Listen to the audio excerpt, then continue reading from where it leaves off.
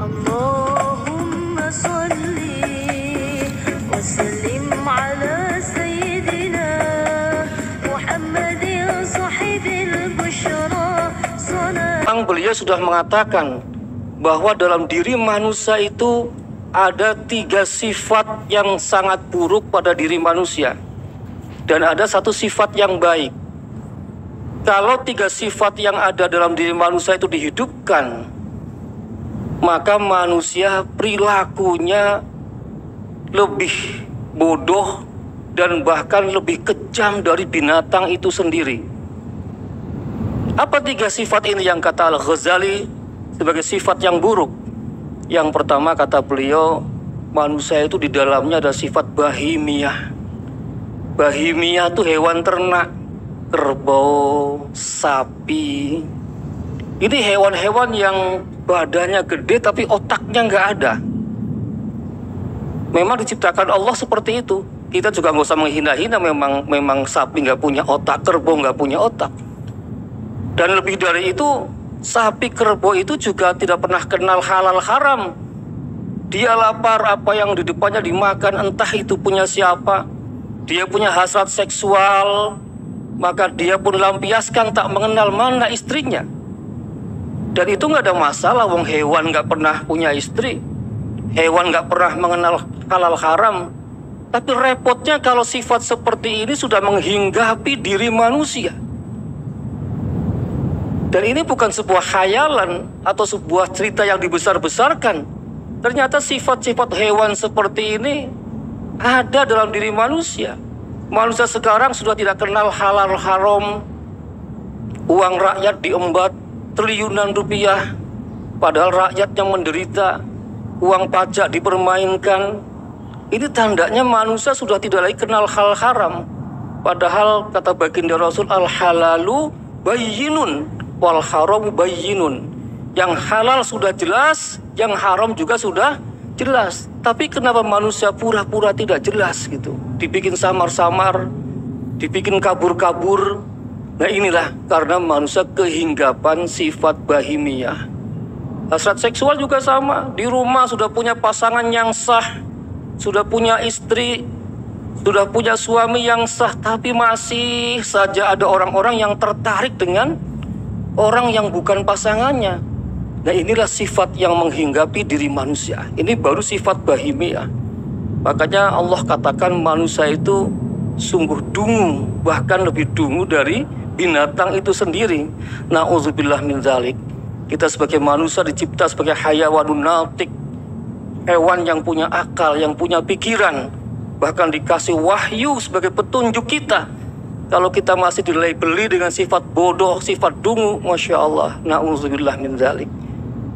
Ini masih sifat yang pertama. Ada 3 sifat yang lain, 1 sifat 1 jam, jadi 4 jam Bu. Sanggup? Sanggup Bu ya? Saya dari Ciputat ke sini jauh Bu. Kalau cuma 10 menit, rasa-rasanya kok gimana gitu. Gak terbayarkan capeknya. Yang kedua, sifat sabu'iyah. Sifat serigala. Hewan serigala itu hewan yang sangat buas sekali. Kalau dia lapar, maka dia akan mengejar mangsanya dengan penuh kepuasan. Tapi apa kata baginda Rasul? Sifat manusia bisa lebih puas daripada serigala. Nah lo, hati-hati Bu, Bapak sekalian. Sifat manusia bisa lebih ganas dari serigala sekalipun. Dan ini sudah disindir oleh baginda Rasulullah sallallahu alaihi wasallam.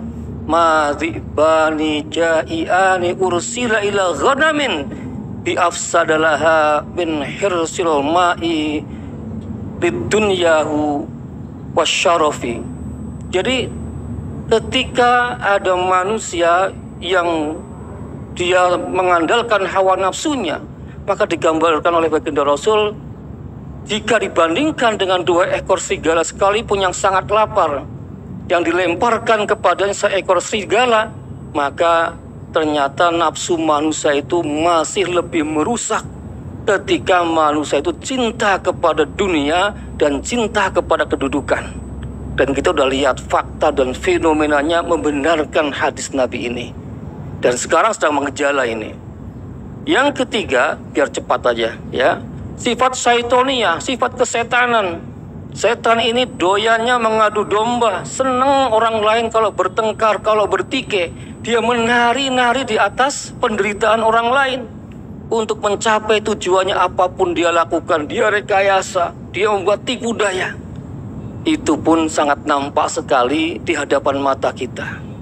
Baik masyarakat kebanyakan maupun para politisi kita, para elit-elit kita, sudah kejangkitan sifat-sifat seperti ini. Kalau kita rangkum dari 3 sifat itu, sesungguhnya sedikit banyaknya, ada yang sedikit, ada yang banyak, sudah kemasukan sifat seperti ini.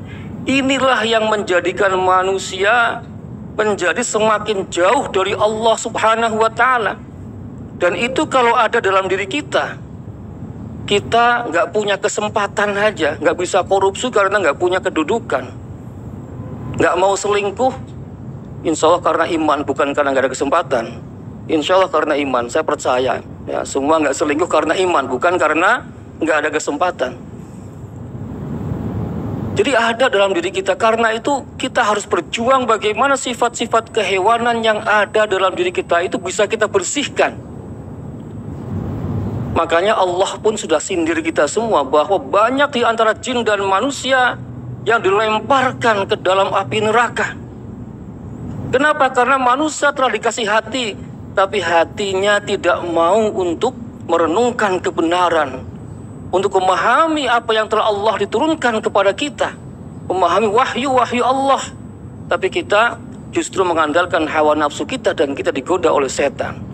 Dikasih penglihatan, penglihatannya tidak untuk ngaji, tidak untuk melihat kebenaran, malah kita buta terhadap kebenaran. Dikasih telinga, telinganya budek, telinganya nggak mau mendengarkan kebenaran, maunya untuk mendengarkan bisikan-bisikan, rayuan-rayuan, godaan-godaan.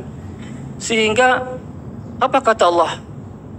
Ulaika kal an'am balhum adall. Manusia yang seperti itu adalah seperti binatang ternak, bahkan lebih dungu dari itu. Na'udzubillah min zalik. Satu sifat lain yang baik adalah kata Al-Ghazali, manusia akan baik kalau bisa menumbuhkan sifat yang satu, yaitu sifat Rabbaniyah, sifat ketuhanan, di mana hati kita terpaut dengan Allah Subhanahu wa Ta'ala dan senantiasa ingin mengikuti apa-apa yang telah Allah gariskan, melaksanakan perintahnya dan menjauhi larangan-larangannya, dan sedapat mungkin ingin meniru sifat-sifatnya Allah Subhanahu wa Ta'ala. Nah, Bapak Ibu sekalian, puasa ini yang telah Allah wajibkan kepada kita merupakan sebuah alat, sebuah cara untuk memerangi sifat-sifat hewaniyah dan juga sifat-sifat syaitoniyah yang ada dalam diri kita. Karena apa? Karena sifat kesetanan itu dan kemaksiatan-kemaksiatan yang kita lakukan sesungguhnya sumbernya adalah syahwat. Sumbernya adalah syahwat. Dan syahwat itu bisa dibunuh hanya dengan puasa. La'allakum tattaqun. Para imam tafsir mengatakan tattaqun di situ maksudnya adalah dengan orang semakin bertakwa, maka orang semakin takut melakukan kemaksiatan. Dan sebaliknya, orang ingin semakin dekat dengan Allah Subhanahu wa Ta'ala, semakin banyak menjalankan perintah-perintah Allah dan konsisten untuk meninggalkan larangan-larangannya. Mudah-mudahan kita semua menjadi orang-orang yang bertakwa dan kita bisa menghilangkan sifat-sifat kehewanan juga sifat syaitoniyah yang ada dalam diri kita, dan insya Allah pada akhirnya kita akan menjadi orang muhsinin, orang yang baik, juga orang-orang yang bertakwa. Allahumma amin ya rabbal alamin. Demikian mudah-mudahan kultum.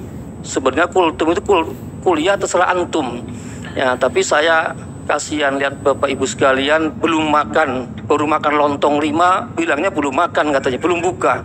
Padahal tadi kolaknya juga 2 bungkus, lontongnya 5, bakwanya 6, bilangnya belum buka. Nggak apa-apa, memang tradisi kita seperti itu. Baik, mudah-mudahan Allah mempertemukan kita kembali di lain kesempatan, di kesempatan yang lebih baik lagi, dan mohon maaf atas segala kehilafan dan kekurangan. Billahi taufiq wa hidayah, wallahul muwafiq ila aqwamit thoriq. Assalamualaikum warahmatullahi wabarakatuh.